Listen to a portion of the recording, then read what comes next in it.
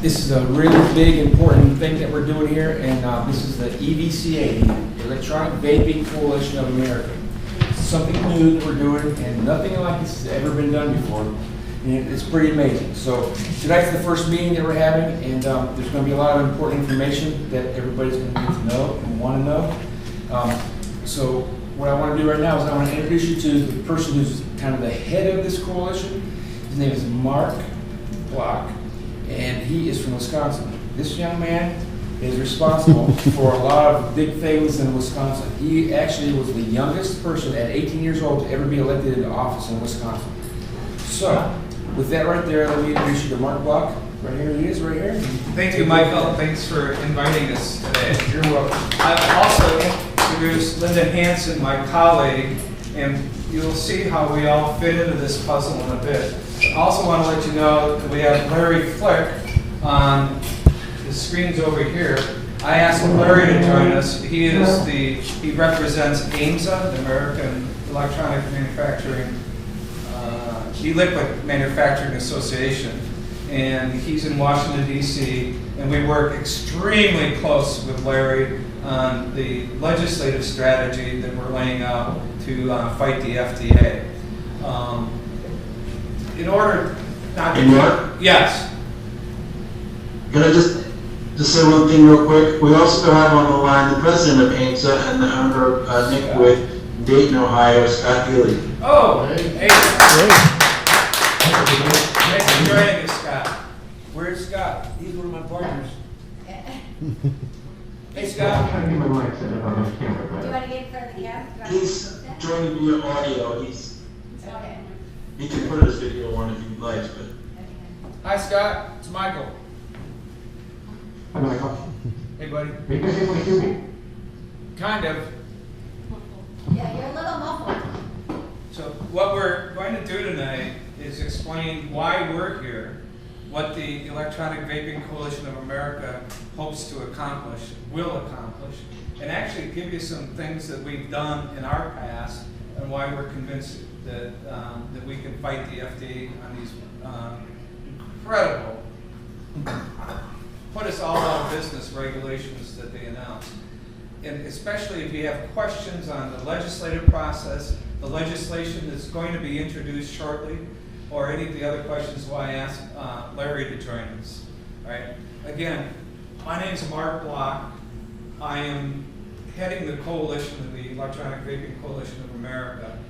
I come from Wisconsin, where we have built movements before. I won't get into any details now, but be happy to talk to you after the meeting. I'm a very firm believer not to have long meetings, so we're going to be out of here, worst case, by 8 o'clock, depending on the questions you have. But in Wisconsin, to give you an example of why we're confident we can do this, Linda and I, in the 2008-2010 timeframe, faced in Wisconsin a pretty daunting task in that the state was pretty much what they call a blue state. In fact, we only had one elected official at the state level that was a Republican, it was the Attorney General. Businesses in Wisconsin were advertising that they were going to be moving out of the state if things didn't change. We put together a strategic strategy on putting together different groups that would do different things to flip the state. I happen to be the director in Americans for Prosperity, the grassroots organization. At that time. At that time. And we took that organization and built it from 250 members to over 100,000 at the end of 2010. It was one of the ways that we're able to flip the state. And we're doing a lot of those same things that we did in that time frame and with the coalition.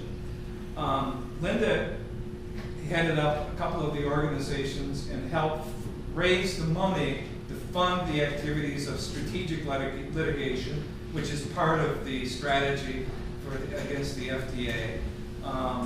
Also, we formed a think tank called the MacGyver Institute for Public Policy because we needed to get the information out to the grassroots people.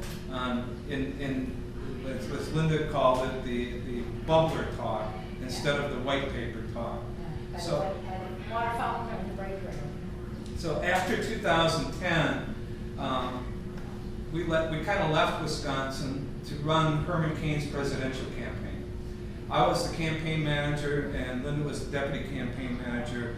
And again, it shows the power of grassroots when you can take a black guy from Atlanta, Georgia that nobody knew to #1 in the national polls for 6 weeks without spending a dime on advertising, right?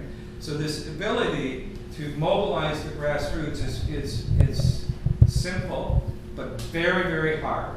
As an example, Linda and I drove 7 hours to be at this meeting tonight. But this is what it takes to build a movement. Ohio is critical. Larry's going to talk a bit about the U.S. Senator in Ohio and why he's one of our targets to getting accomplished what we want to get accomplished. Now, the Electronic Vaping Coalition really has only been in existence for a couple weeks.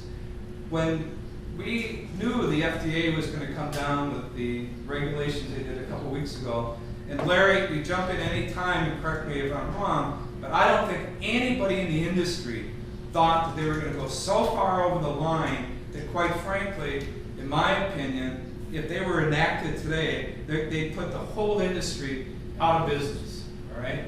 And I'll use an example of a company in Wisconsin that you may know. Johnson Creek is one of the oldest and largest manufacturers of e-liquid. We met with the CEO of Johnson Creek 4 weeks ago talking about the coalition and would he be interested, and his response was probably not because the FDA is never going to do anything that drastic. Well, Linda and I met with him on Friday and he said, how much do you need and where do I write the check out to? Because he realizes that this really does happen, that it will put him out of business. Now, when we get into the legislative strategy, and Larry, this is where, yeah, I'm going to bounce it over to Linda before I turn it over to Larry. Larry has been working in this space for a long time, and working very closely with Congressman Duncan Hunter's office, the vaping congressman from California, to introduce legislation. And we just recruited a week ago U.S. Senator Ron Johnson from Wisconsin, that you may have seen in the last 24 hours, has demanded answers from the FDA on the deeming regulations. So with that, I'll let Linda fill in the holes and then turn it over to Larry. Turn it over to Larry. And Larry will be able to give you a lot of details. But yes, it's really great to be here. And thank you, Michael. Thank you, John, for helping to set this up as well. Thank you all for being here.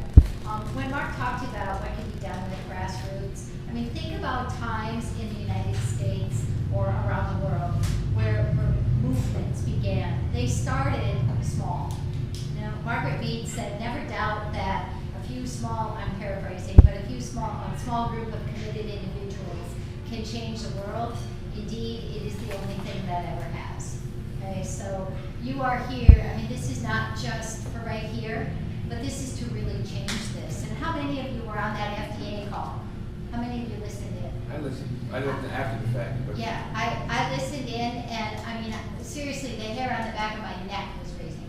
I was so frustrated, and I mean, true confession here, I don't smoke and I don't vape, okay? But I'm all about having the government get out of your business. and I know that this is a budding industry. I know that my 87-year-old mother quit smoking, which made me really happy because she's on oxygen. And but she quit smoking and she vapes, and she now has all of her neighborhood vaping. So all of these elderly people have quit smoking because they're vaping. So that's great. You know, it's fantastic. And I know Mark alone has gone from, 3 packs of cigarettes today to sometimes 3 cigarettes a day, sometimes a few more, but he's really cut back his smoking because he is able to use an electronic cigarette.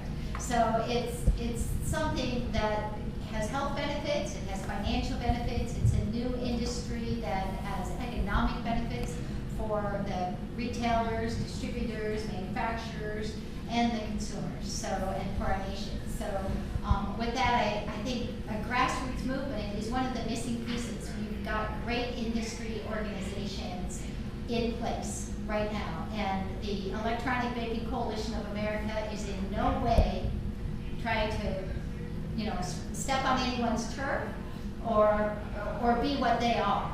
Okay, this is a complementary piece. Like Mark talked about the grassroots development in Wisconsin, or even with the Cane campaign, you go and you fill holes that need to be filled.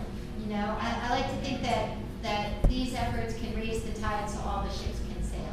There's groups fighting this on the legal front, fighting things on the legislative front, fighting things on the grassroots front. And if we all work together, we've always used a term called play well in the sandbox. A house divided cannot stand. We can sure see that in this political cycle. But a house divided cannot stand, and that's all I'm going to say about the current political cycle.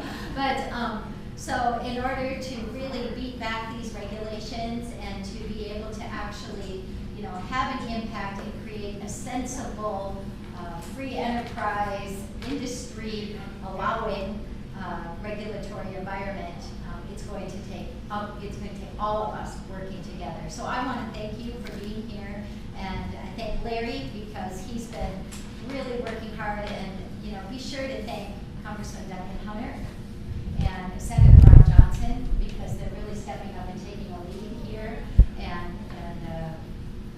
sticking their necks out really for this industry. So be sure to tell them thank you. Go ahead, Michael. Did anybody explain where Larry came from?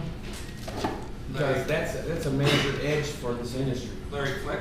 Yes. No, he's gonna do that. Okay, good. And just so you know, start thinking about questions you might ask or things that you'd like to see going forward. This is the first time that we've done this, all right? In Wisconsin, when we built that, we had literally hundreds of meetings like this.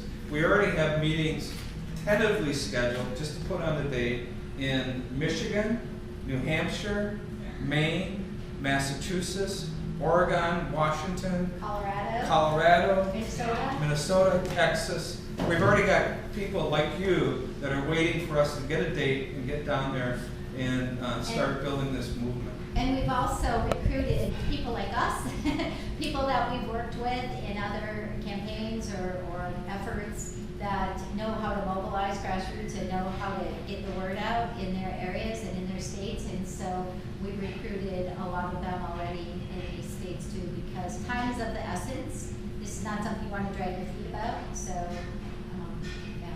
And this can be done. This can be done. So with that, Larry Flick, they want to know from whence you came and the legislative strategy.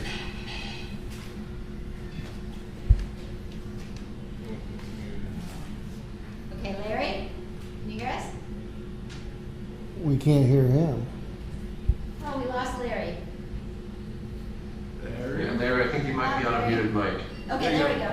Okay, yeah, I am. I was unmuted, Mike. Sorry about that. I'm going to ask Scott if he wants to make any remarks first. And as President of EVCA, or if he wants me to go ahead and you can chime in later. Larry, why don't you go ahead and chime in, and I'll just I'll recap after you with a summary of EVCA and the Replacement Coalition and the different activities we've been involved in the last couple of weeks. Great. As Mark indicated, I'm a Washington, D.C. Federal Affairs consultant. Loosely translated, I'm a lobbyist. I worked on Capitol Hill for 8 years. I worked in the Bush White House with Father Bush for 2.5 years doing legislative affairs. And after Bill Clinton put us out of business in 1992, I became a government affairs lobbying consultant and have worked for a number of different firms. I started my own practice about 7 years ago. One of my clients was a distributor in Wisconsin, Beloit, Wisconsin, and he decided to get into the cigarette business early on, and so he wanted me to engage in. It's right around the time FDA had confiscated some product that was being imported, and the litigation was ongoing. So I've sort of seen this debate from the very beginning, and quite honestly, I'm surprised it took FDA this long to issue its regulation, but here we are, some 5 years later, and the worst case scenario is before us. Scott can tell you better than I, but the deeming regulation, will mean that every different flavor, every different e-juice, nicotine strength, every different component to vaping paraphernalia, if you will have to go through a pre-market tobacco product application. And estimations are that if the sort of top 15 e-liquid users or producers in the country got all their products through the process, to cost $3 trillion, if I'm not mistaken. And as Scott likes to say, that's larger than the GDP of France. So it's just, in my 25 years of working in Washington, this is as egregious of a regulatory action as any I've ever seen. And not only is it costly and cost jobs, but frankly, it will harm public health dramatically, because they might as well call this regulation the everybody go back to smoking cigarettes regulation, because that's what's going to be the unintended consequence of it if something dramatic isn't done. Where are we now? There is litigation that's being filed. One lawsuit has already been filed, and more are to come, and I know AIMS is involved in that process. But that's costly, timely, and you never get a final resolution. You kind of go back to square one, and then the regulatory process starts over, and the battles continue. So while the litigation goes on, there needs to be a legislative front which can properly set up a law that controls the regulation of vaping products. Currently, there is in the House Appropriations Bill that funds FDA an amendment sponsored by Congressman Cole and Congressman Bishop, which would change the grandfather date to the date of enactment of the regulation, more or less, and so that would provide some relief. That would mean that products already on the market can stay on the market, but at the same time, they will be regulated like cigarettes, and anything new will have to go through this pre-market application process, which means there will essentially be no innovation. It's kind of like Cuba, right? I mean, they've been driving 1960 Chevrolet for the last 15 years, so it's going to have grandfather day forward. So that's not the ultimate solution. It's occurred to me for some time that FDA is never going to do the right thing under the auspices of the Tobacco Control Act, because there's no fit. It's like trying to put a square peg into a round hole. The Tobacco Control Act was passed specifically to stop new cigarette-type products, new tobacco products from getting on the market. And that's exactly the opposite of what we want to do in the vaping industry, because technology has done so much to get so many people off of cigarettes, reduce their harm to their health, and ultimately, in many cases, wean down to either zero nic or completely off vaping and cessation. So the FDA is taking obviously the wrong approach. The problem has been that up until now, the narrative created by the anti-tobacco groups, which are very well funded through the Tobacco settlement and through contributions from pharmaceutical companies, was to conflate e-cigarettes with cigarettes. To say this is big tobacco trying to continue to figure out how to addict children to nicotine, and they're doing the same thing they did back in the 70s, 80s, and we all know that's not true. I mean, this is an organic industry that big tobacco was not interested in, came to the party very late, and was hoping for what's like they got, where they can comply because they have deep pockets, lots of lawyers, lots of lobbyists, and oh, by the way, if these people are in the bind because of this regulation, that's fine, we'll go back to smoking cigarettes. So this is not a big tobacco issue, but it's been portrayed as one by the Campaign for Tobacco-Free Kids, by the American Lung Association, by the American Cancer Association groups. They have played very fast and loose with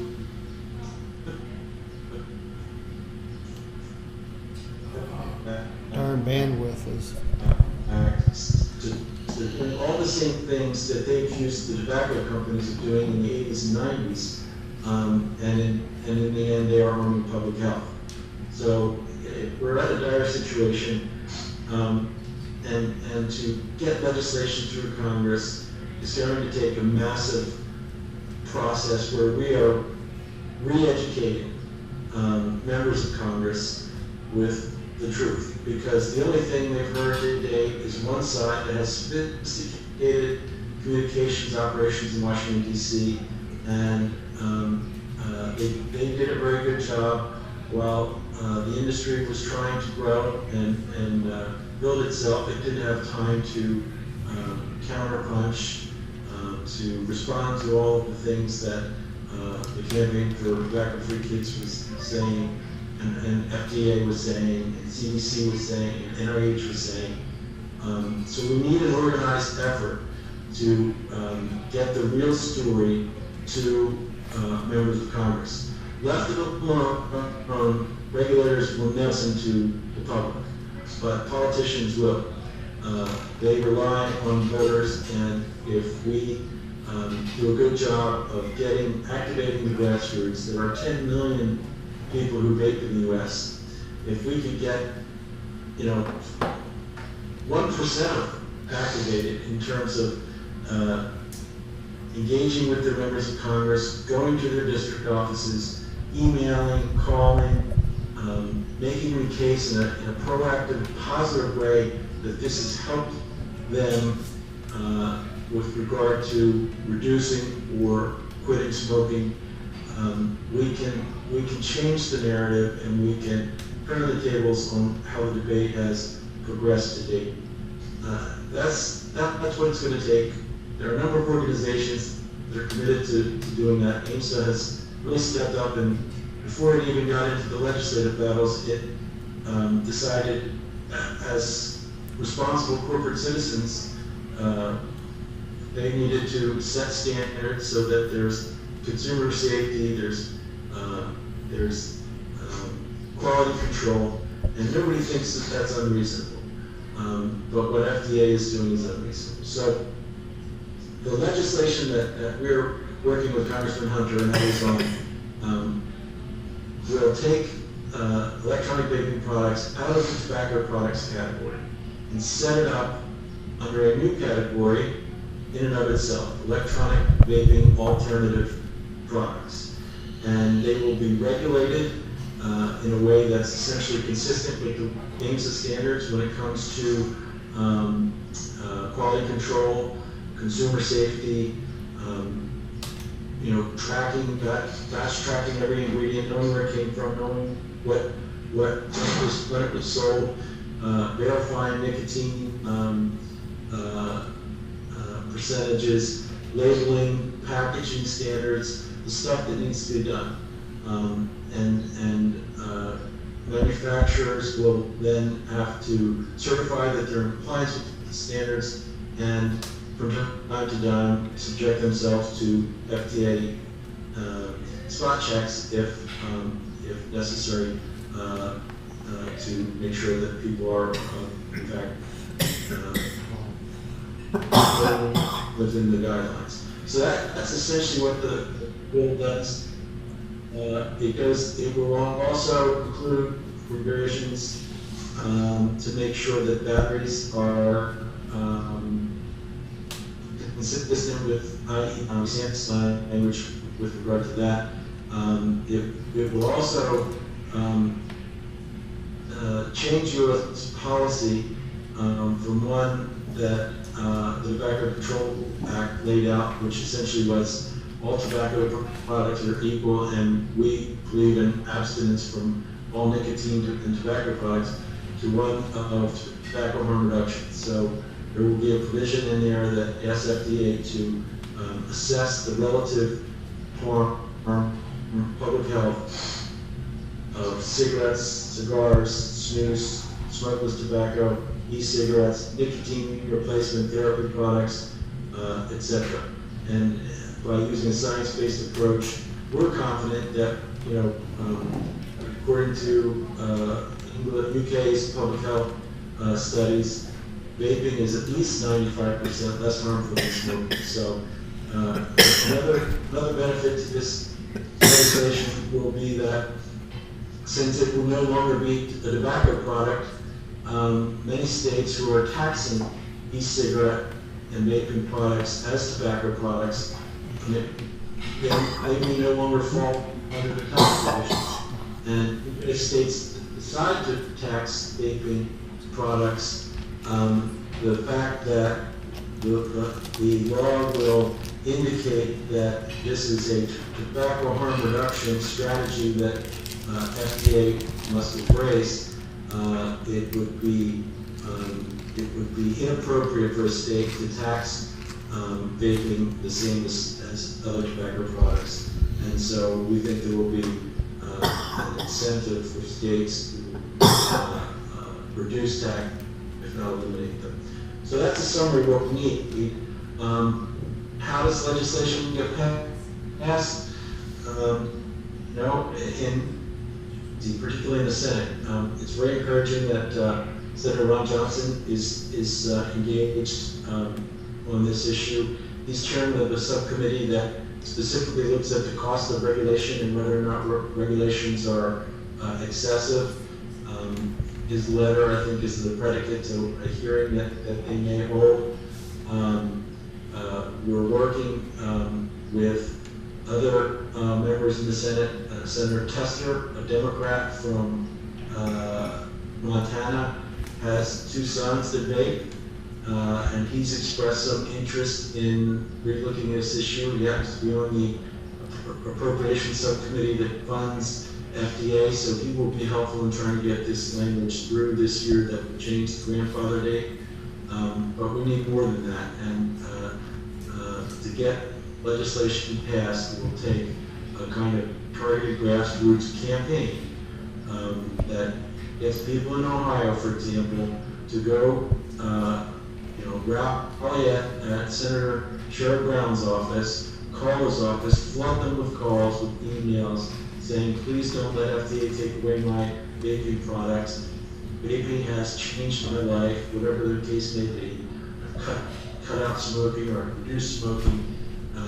The kinds of stories that he hasn't heard today.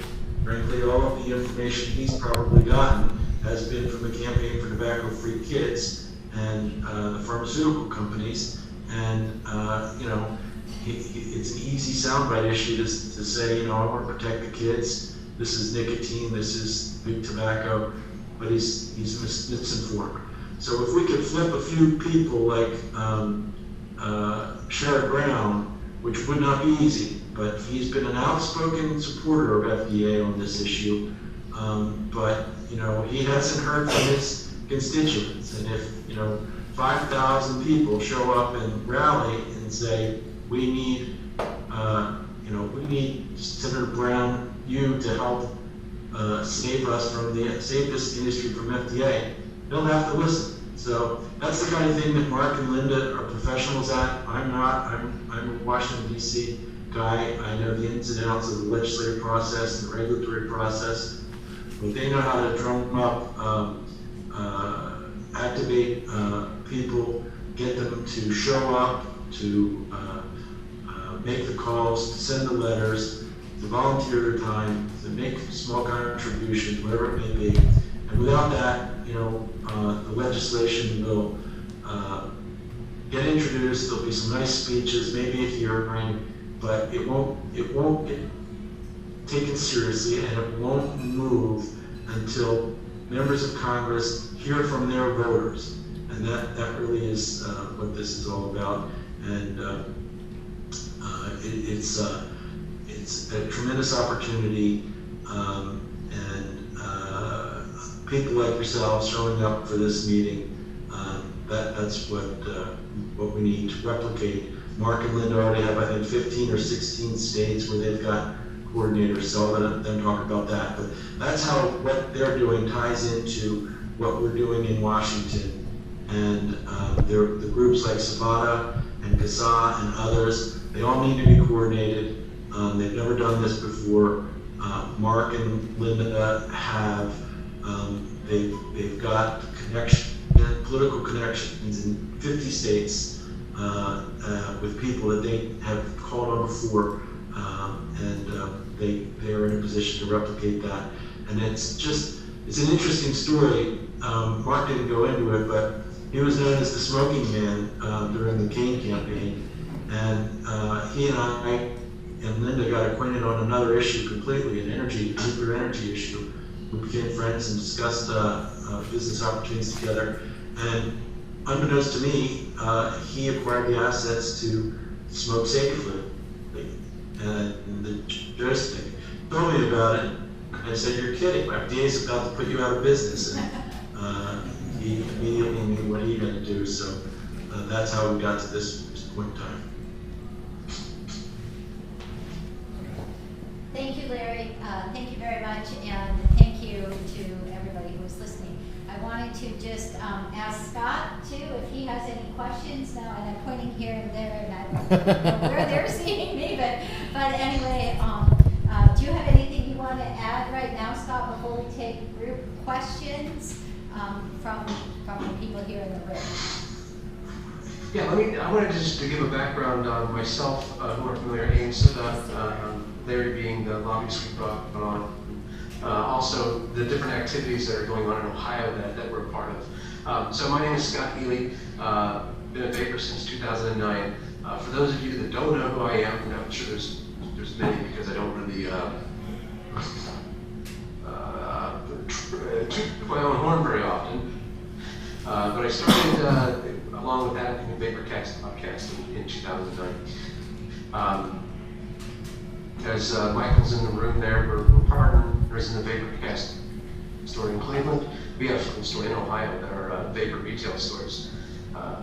Also Nickwood out of Miamisburg. I'm based out of Dayton, Ohio. So I have a pretty good pulse of what's going on. I'm the president of the Ohio Vapor Trade Association. That we started that organization 2 years ago, I guess at this point. And that is a 501c6. We set that up when 2 years ago when the Ohio General Assembly proposed 49% wholesale tax. We were effective in beating that. The following year, last year, they proposed $2.25 tax per. So that would have had $33.75 of tax on a 30 ml bottle, just of tax on a 30 ml bottle. What? Obviously, you guys know what 30 ml bottles cost, anywhere from 18 to, $22. We were successful in fighting that.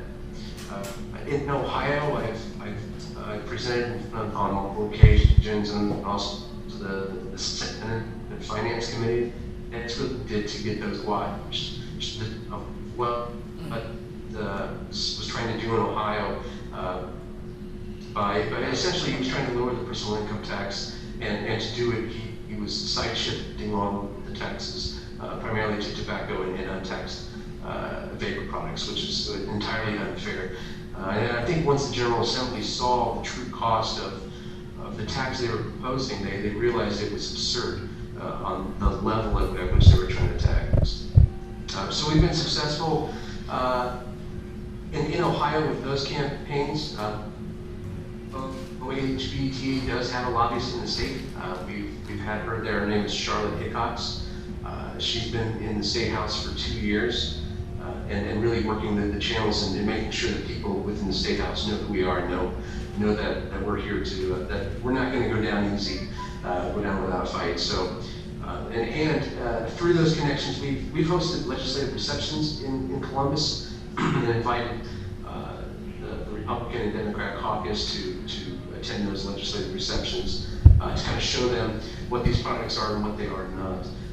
There are a few EVCA users in the State House, but generally for the most part, when we go to these hearings, or when I go to these hearings and testify, a lot of the questions demonstrated that they just didn't have an understanding of what the products were and what they were not. This forwards on to the FDA as well. So let me talk about AMSA for a minute. So AMSA was set up at the American Liquid Manufacturing Standards Association. That group was formed in 2012, and I was around for the formation of that. I've served as the vice president since inception. I'm currently the president now. So the American Liquid Manufacturing, AMSA, let's call it AMSA. AMSA was formed to show the FDA. We knew, back then that eventually these products are going to be regulated. It was a done deal. Everybody knew it in 2012.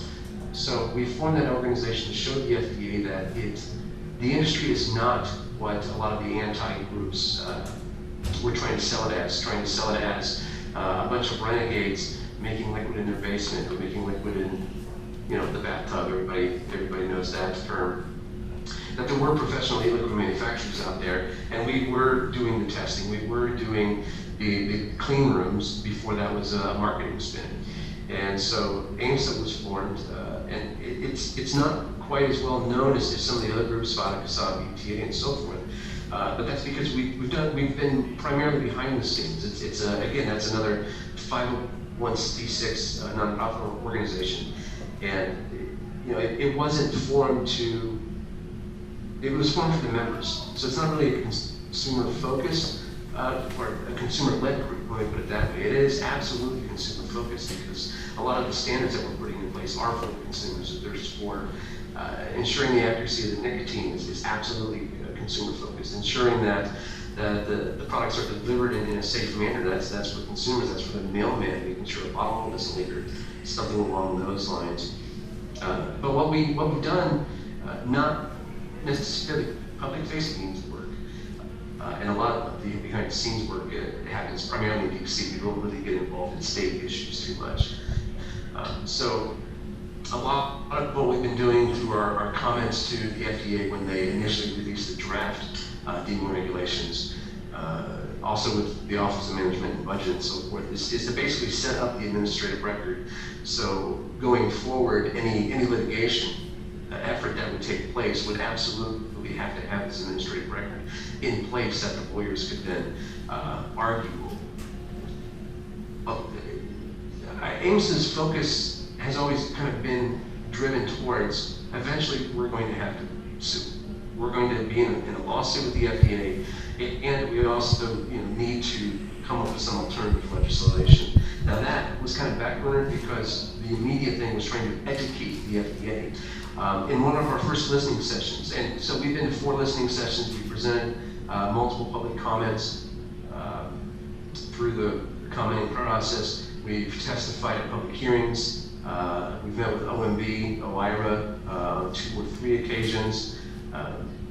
But the initial time we had a listening session in early 2013, the FDA clearly had no idea what they were doing. They had no idea what these products were. So much so that one of the policymakers, one of the gentlemen in the Center for Policy, one of the architects of this regulation, somebody that was typing out the rules, held up a device and said, "So where is it that I put the tobacco?" Just a gross misunderstanding of what these products were. And we saw early on that, okay, well, through these listening sessions, we can help educate them of what they are. And in fact, that to expand on his comment a little bit farther, that gentleman at the Policy Center, he held up a cigarette and said, okay, I understand this is a cigarette, but what are all of these other devices? And we brought in those devices because they requested us to. They requested us to come back in a private listening session, which is very rare for them to do, and say, tell us about this hardware, because in your previous listening session, you were going on and on and on about all of these different devices and the liquid, and we don't understand what any of this stuff is. We understand what an e-cigarette is, but not everything else that you were saying. And essentially our reply was, well, if you didn't understand what we were saying, you don't understand what an e-cigarette is.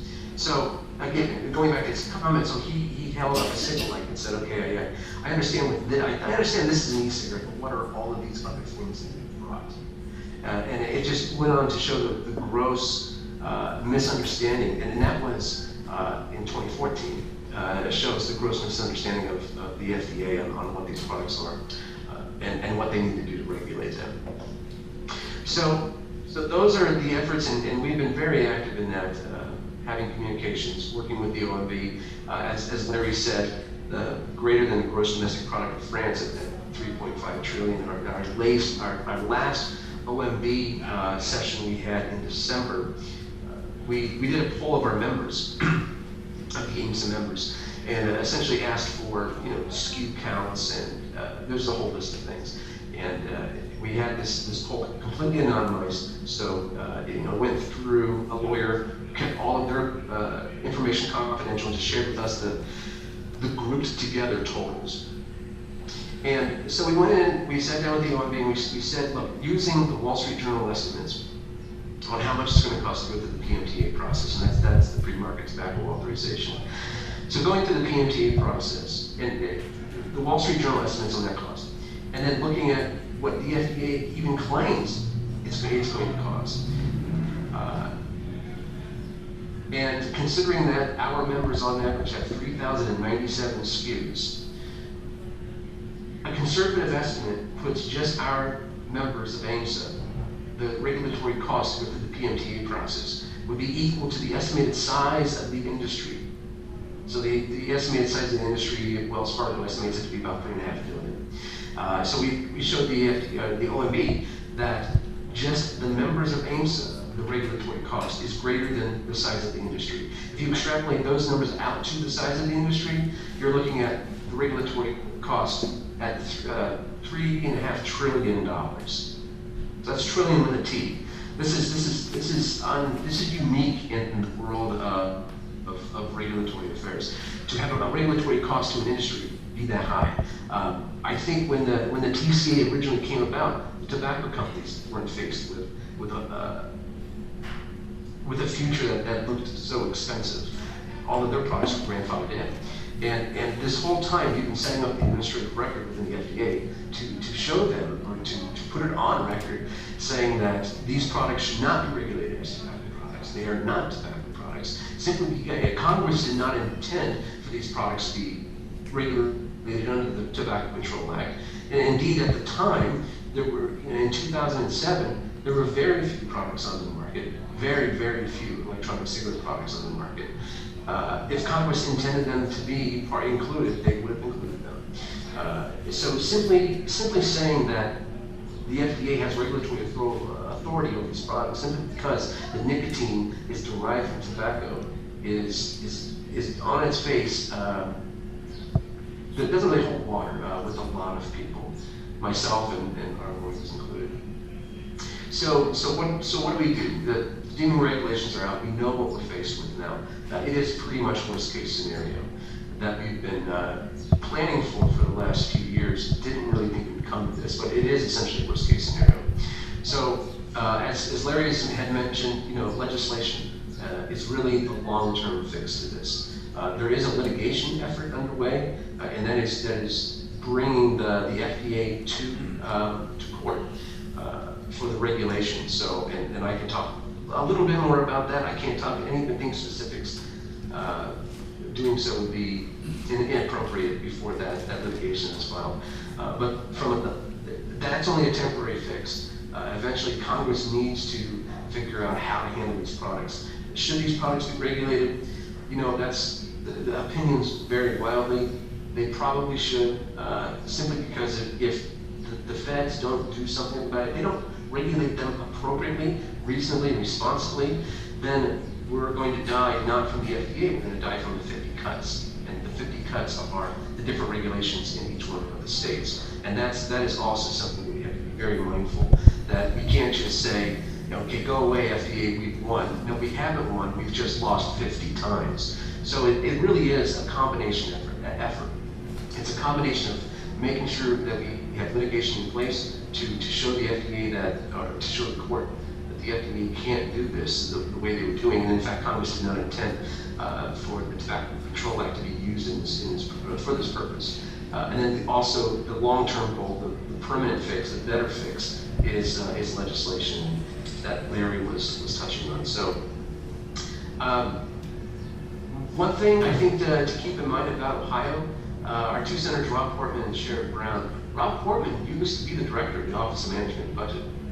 So that might be also a good resource to dig up to say, not only should we be embarrassed about how the FDA handled this and how many comments they completely ignored or misconstrued intentionally, I would contend, but we should also look at OMB, because OMB's job is to look at the financial impact of FDA regulations on not only an industry level, but on a population level. What will this do to the economy?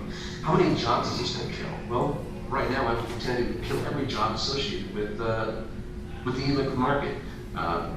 First it's going to start at manufacturers, and then it's quickly going to go down to retail stores. What are you going to sell if you have no e-liquid to sell? I don't know. I guess we could sell cigarettes. How awesome would that be? So, Never happened. So that's a brief summary of me. OHVTA, that's the Ohio Vapor Trade Association, EVCA. I'm also active in the Right to Be Smoke-Free. I sit on the board of that. I've been in front of the FDA myself. I've been in front of Ohio. I've been doing this for, since 2009. So if you want to throw some questions out, hopefully I've heard it before and I know how to answer. So thanks. Thank you, Scott. And he's done an amazing job. EVCA and other organizations too have all played a piece, but he brought up a really good comment about fighting things at the state level too, not allowing the industry to be killed by 50 cuts, because that's really important too. Obviously, there's this hunter legislation, and then we're looking to work with Senator Johnson to get legislation dropped in the Senate, and so that's obviously a high priority. But long term, it takes a lot of vigilance. You can tell that AIMS has been vigilant on this and has been doing an amazing job with their piece of this puzzle. So thank you, Scott, and thank you, Larry. And Larry did say we worked together on other projects too. So it's nice, and it was almost just, it was kind of an amazing connection that we came together and it was like, oh, you're doing this, it was kind of interesting. So that's how all this was born. But obviously the Electronic Vaping Coalition of America is rather new, obviously, but everything starts. And to be able to start it and spread it, it takes information, education, effort, a lot of these kind of meetings, getting it going, social media and everything. And it takes money, just like the work of EVCA takes money, everything takes money. So we can tell you some of the things that we've been wanting to do in the short time that we have been seeing this need. We got a website up, we've gotten information out to people. We've started to develop collateral material that you'll see the concept of it, but we just haven't had the funding yet to get it out, but we'd like to show you kind of the vision. Some of the things we've done before in Wisconsin and with the cane campaign and with another grassroots effort that we did fighting things, we made these action packs. And in the action packs there'll be a little information card basically about, what's the story, what's the issue, what's the problem, what do we see as a solution, what's your piece of it, how can you help? and then there'll be response forms, everything. But this one that we did in Wisconsin is another example of how we can highlight what other groups are doing in addition to what we're doing, so people can understand the big picture. In Wisconsin, what we did is we helped develop grassroots organizations that were outside of the political party that did things like grassroots mobilization, intellectual ammunition, strategic litigation, voter education, opposition research. I mean, part of being successful with this is understanding what is the opposition, who is the opposition, what are their tactics, what do they do? So opposition research and strategic litigation, did I mention that? But being able to fight things appropriately on the legal front. And so being able to put that into a packet where people can say, oh, you know, like my passion is fighting things on the legal front. I want to help that. You know, my passion is, you know, advertising or, you know, whatever, but they can see where they can fit in, and they can also see the bigger picture of why this needs to be a movement of each one reaching one or more. And the importance of having a communication with your elected officials at all levels really is very, very important. So when I said, you know, thank Congressman Hunter and thank Senator Johnson, you know, that's important. And all the people that Larry's been talking to and we've been talking to, we were able to brief Speaker Ryan last week, was it last week? We were able to brief Speaker Ryan and meet with his FDA liaison and things so. Oh, sure, I'm sorry. Move over there? Okay. Well, I was going to have you talk now about what we'd like to be able to do in some of the vaping stores too. Yeah. There's a lot of collateral material that we want to prepare and get out to on the retail level. Things such as a point of sale display that'll have the action packets in there. I can't tell you how important the action packets are. You may think they're just an envelope that people are going to throw away. We built a lot of the organizations just by everywhere there was a meeting, we would hand these out. I was at a meeting 3 weeks ago in Chicago called War on Vaping. There were 55 people in the room. Every one of them said, what can I do to help? Right? We didn't have these then. But this is an example of what we want to do. All right? Besides the website and the alerts that we want to do, the number one thing is recruiting people that will do exactly whatever we've been talking about. Is when we send you an email to contact the senator or the congressman, or quite frankly, there's a congresswoman in this area that we need to have a protest at her office because she has fought the Cole Amendment, and I think once we build enough infrastructure in place that we can do that. So we not only want to praise the senators that are supportive, but we want to make life a little difficult for those that aren't with us. And we can do that. So. And I just want to say too, because this is early, I mean, we'd love your feedback on some of this. This was a mock-up. John actually helped us get this logo. This is not going to be the final logo.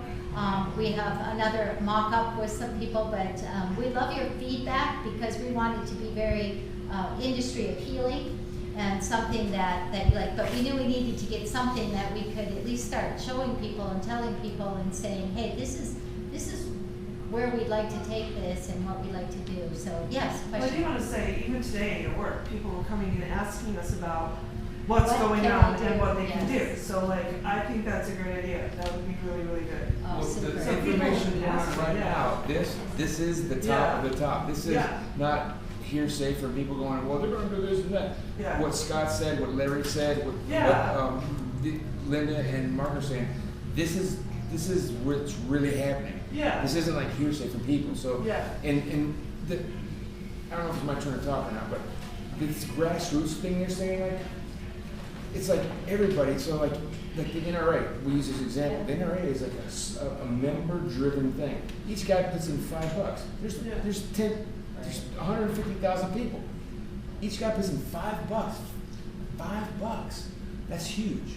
So this meeting was supposedly to get all the shop owners and the manufacturers and together, and then trickle it down to their people. So when down to their people, each guy can put in $5, and that's less than a bottle of juice. Yeah. Yeah. That $5 can do amazing things. $5. But we got to get it to everybody. So there's little packs we're passing out. You know, that's like the massive, huge thing. I gotta tell you We have to do how like this a works too, and trust me, it works, we've done it dozens of times. Yeah. You might look around the room and say, there's a small group here, okay? Next time we have this meeting, it will be twice the size. After that, it'll be twice the size. Yeah. I remember the eve of Christmas Eve in 2009, driving 6 hours to meet with one person in northern Wisconsin, right? He thought I was nuts, right? Fast forward 9 months, and there were 400 people. Next time we showed up, it was actually 2 more meetings, but there were 400 people when we show up. Like I said, what we're doing isn't that complicated, but it's hard work, and it works. Right. And we can't, this is not a top-down thing at all. In order for this to be helpful for your industry, this is not just like Mark doing it, you know, or somebody saying, okay, this Everyone is top-down. This is bottom-up. It's everybody calling your neighbor, you know, talking about it in your stores, talking about it when you're out at the post office or whatever. It's being mad and doing something about it. And but this is not top down. And there's a place for a lot of that. You know, I mean, I really think that in this industry too, there is a great mix of what is going to help solve the problem. Like just one organization can't do all of it. The Electronic Vaping Coalition of America is not fighting it on the legal front. You know, I mean, we're involved with it and supportive of what they're doing, but we're not the lead on that. You know, so we're not trying to take that space or anything, but really we like to say let's unite and play well in the sandbox. So, and I think too that there is a place for getting the people who are not vaping involved in this, like me. You know, I mean, we can start messaging to those people. It's just like you mentioned the NRA. You know, it becomes an issue about rights. It's not whether or not they own a gun, it's about their rights. You know, don't take away the rights of American people. And so I think that this is a winnable war. So, more questions? You got us here, you got Larry here to answer any questions you might have. I promised that it would be over in an hour. We're at an hour and 5 minutes. And I'm a firm believer in next time you come to a meeting, if I say it's 30 minutes, it's 30 minutes. So How would we get one of those? we have forms here to fill out. Yeah. Just send an email. Oh, not that one. Just request it come out. Well, and Hey, Mark, Yeah. talking about using the vape shops as sort of precinct, halls, precinct Yeah. captains. that's a really great thing, Larry. Thank you. I don't know if you could hear some of the conversation here at the table or in the room, but if you look at just like a precinct captain, you know, all these vape shops. I mean, it's kind of a blessing right now that you have all the competition you do. You know, now's the time to align with those competitors and say, you know, united we stand and divided we fall. So if every vape shop becomes kind of their little precinct, you know, or their ward of voters, you know, you could really mobilize a lot. And you start to have your email list, you know, if it's a small thing, you can have a call-in chain, whatever works in your area. And all politics is local, so, you know, you guys know how to talk to your customers and more than we do. You know, that's why we say we want your input here. You know, we want it to be something that when your customers come in, they'll go, oh, I need that. You know, so help us help We've done similar you. stuff before, like before when they wanted to tax it, we like made our own little flyer and we're telling people It's great, you know, yeah. sign petitions, like had like all the information on them, Super. and how to do it. So I would not mind doing this at Well, all. and because this is new, I mean, I will say, I mean, I'm sorry to say, but we need money. Yeah, You know, so to for do sure. all of this, I mean, Yeah. we definitely need Well, a lot of money. And people the are industry, passionate about it. people in the industry are gonna have to step up first, you know, Yeah. and say, hey, we're here. And there's gonna Yeah. have to be some big feet that come in to help jumpstart it. And then once it gets going, you know, then you can, you know, fuel it with the $5, $10, $25, $50, you know, things like that. Yeah. But until it gets up there, you know, it needs help. There are a lot of people, like, they're very, like, reliant on their vape devices too, like, if they, right before a day, they're in a panic, you know, Yeah, so, exactly. like, the thought of never having them again, probably. Right. Right, I Motivation. really get that on my iPhone, yeah. There you go. Yeah, did you have a question? Well, yeah, I kind of wanted to know while we were all here together with this kind of resources, if we had 3 messages we could pass on to our customers, because everyone comes in and they're fired up, and they want to storm Washington, or they want to do a protest downtown, they want to do a letter writing campaign, whatever it is. I mean, I think the important thing, I've been kind of holding back, because what do I tell them the 3 main messages Right, you don't are? want to say the wrong Like, thing. what are 3 things, if I had a top 3? Exactly. Well, one thing, and I'd like to defer that a little bit to Larry, I think, because one of the top things that I would say off the top of my head is support these organizations, you know, but also make sure your elected officials know this, and those that are supportive of the vaping industry as well, make sure that you tell them you've got their back. You know, you've got their back, and you're going to bring others that can applaud them and support them, and you know, you're not going to walk away from them and leave them hanging dry. You know, so. And one of the things that we will do constantly on our website and our communication with you is tell you what action items need to be Yes. taken. Like, right now, we don't want to contact the U.S. Senator from Ohio, right?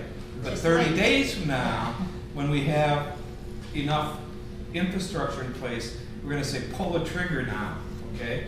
Or it may be, during the Republican convention in Cleveland, we may say, hey, we wanna do something. Or, go ahead, Michael. Didn't you say before that Paul Ryan invited us or this coalition or something? This coalition is gonna be sponsoring an event with Congressman Paul Ryan at the Republican National. So I was just curious of what capacity is that? How I just didn't understand when you say sponsor thing. I didn't understand what that meant, because I knew that you said that we were invited. The coalition was invited, but in what capacity? Are we gonna have a voice there? Do we get?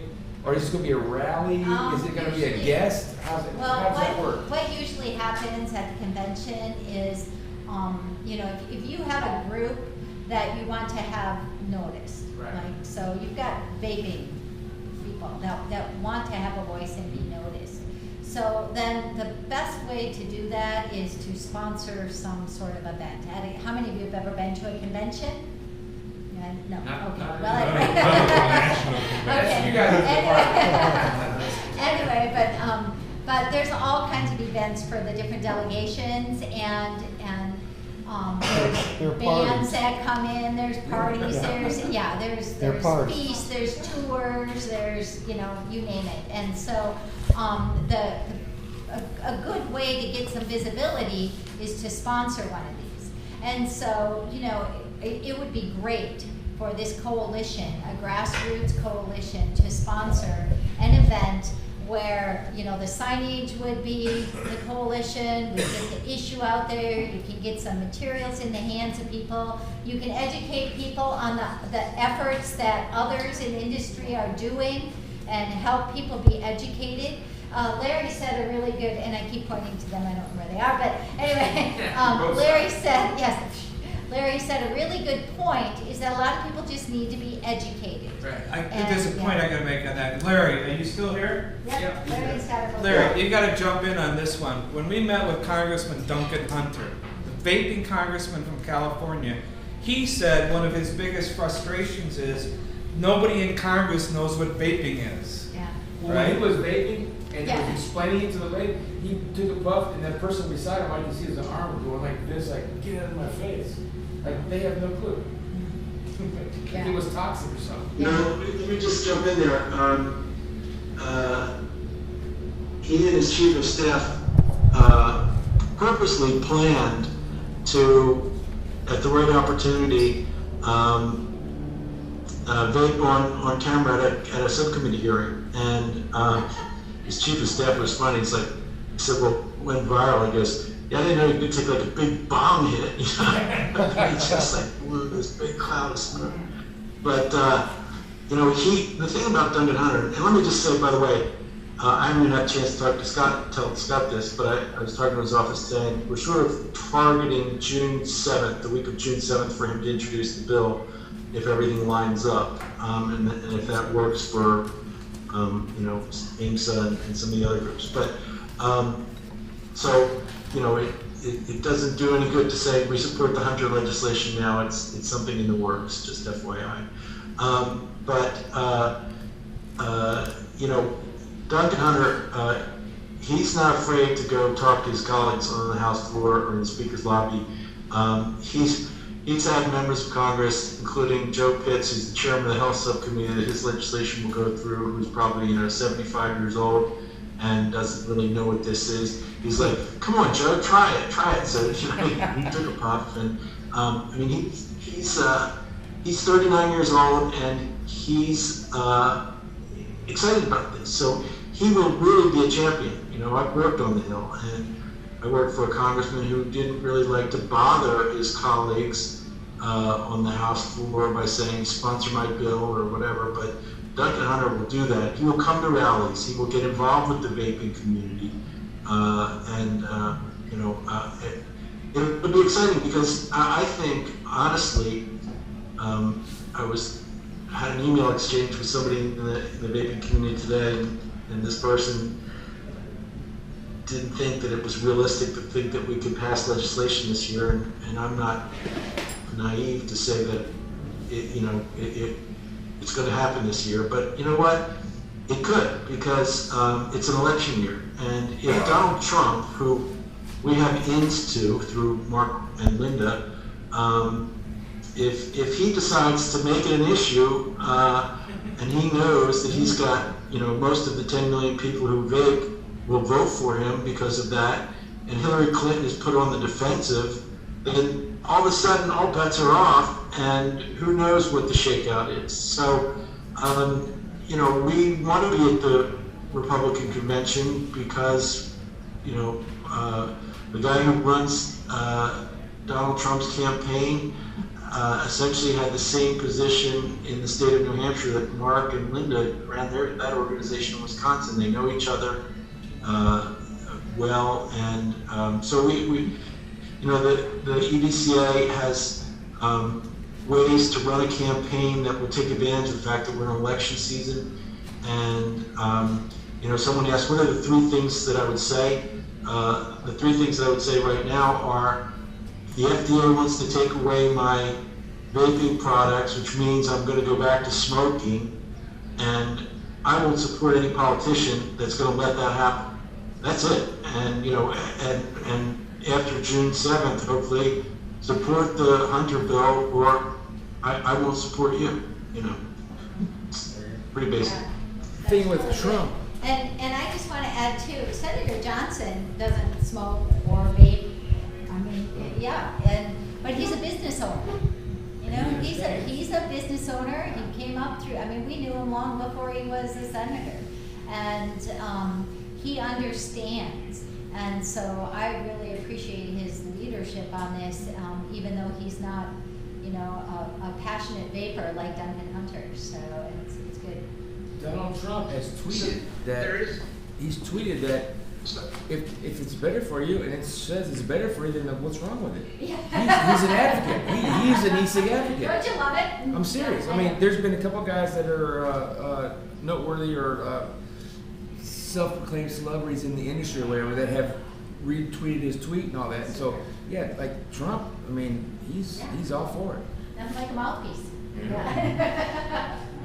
Yes. Hopefully, I'm sorry, I don't want to push me past the boundaries, but There is precedent. Scott? Oh, we have a question here, So there is. Go ahead, Scott. I'm sorry, let me answer this one piece.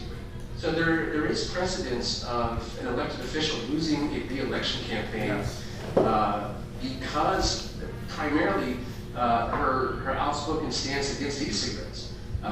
don't have her name handy, or I can't recall it, but it was in Arizona. And there was an actual, an organized campaign through the different organizations where, I'm sorry, New Mexico, where that lady lost her re-election campaign primarily because of vaping initiatives. Cool.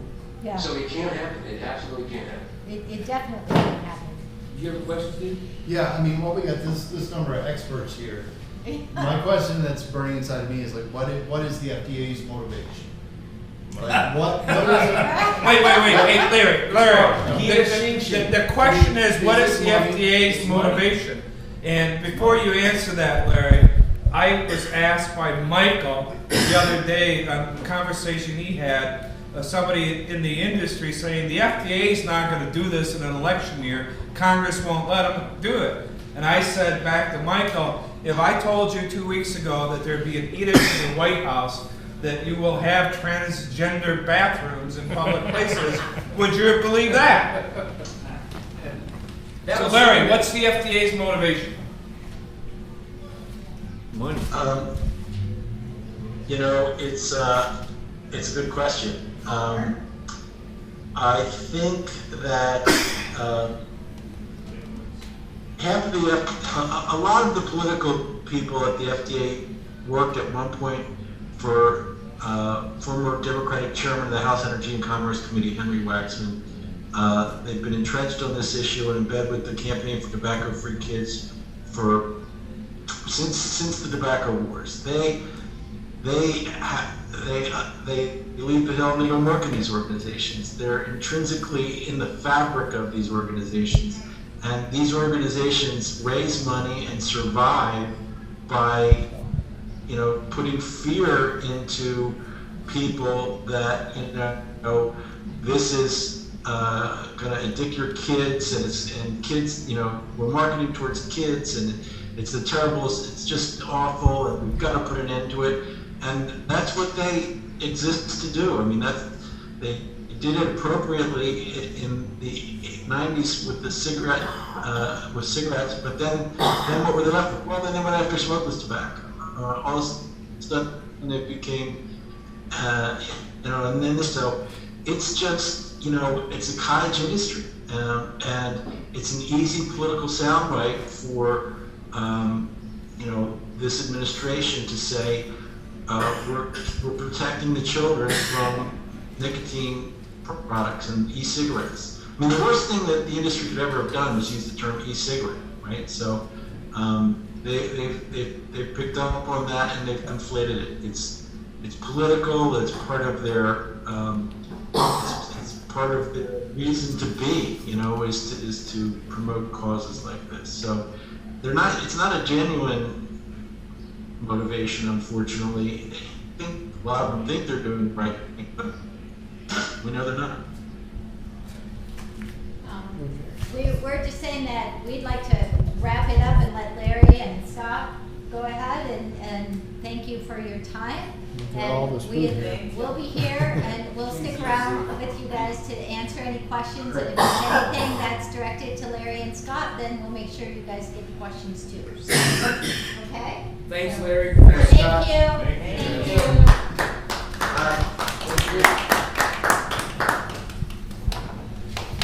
You know, am I wrong? Didn't Larry come from? Yeah, you should have done it earlier. Help yourself. Didn't Larry come from the tobacco industry? Wasn't Larry the? I thought I must be way off. I thought he was the an attorney for the tobacco industry for like 20-some years. No. He'd been in political stuff for 20-some years, but he used to represent one of the first e-cigarette importers. Okay, so there was some dude that came over. He was the attorney for tobacco industry for like 20-some years, and he came over to our industry. And like Azim Chowder? I was How do you there. pronounce Azim's last name, Linda? What? Azim. Azim Chowdhury? Okay. I thought it was Larry that, and then so him being on our side is like a big giant thing. It's like he knows the FDA and all their tricks and all that, and then he's on our side. But he's worked with other FDA issues. Okay, things. all right, so So that was I my believe in- wrong he's- information. he You bad. has no like regulatory issues. Okay. You know, and, yeah, and Azim is the one who met with him the other day. He is, and they're doing, to be, what's the name, to be smoke-free? Or it's, I feel really bad. Part of what we want to get. I'm going to look at this. Sometimes I forget the acronyms for everybody, so hold on, let me get this for you. Scott mentioned it. Yeah, don't film me now. I'll shut this off and